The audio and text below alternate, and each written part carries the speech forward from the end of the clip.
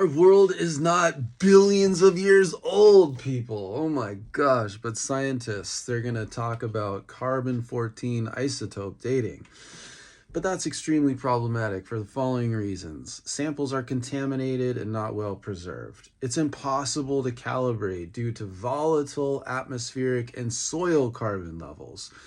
And that isotope only has a half-life of 5,700 years, people, which means you could never use it to date anything more than 60,000 years, much less millions and billions.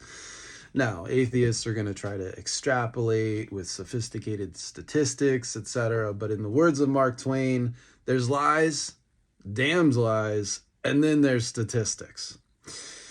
And carbon dating is notoriously embarrassing. I'll give you two examples, references in the description.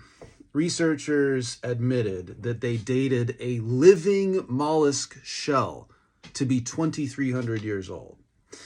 Researchers also admitted that upon dating a mammoth twice, they got two different readings. One said 29,000, the other said 44,000. So you can't really call carbon dating scientific because it's not repeatable with any real precision, much less use it in a practical sense to determine something's age or even extrapolate to millions and billions of years old. Now, not to be undone, atheists are going to say, the universe is quite clearly expanding, and based on the speed of light, it took cajillions of years for light to travel from distant parts of the universe to us, to our eyes. But what they don't realize is when God created the universe, he created those distant stars and ours and all the light in between at the same time. So that yes, when we look up into the night sky and we see those distant stars, we say, wow, that's beautiful, and give glory to his name.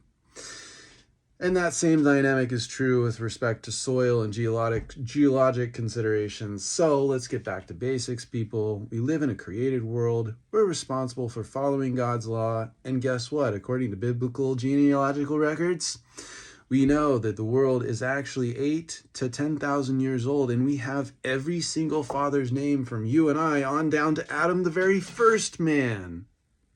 God bless you.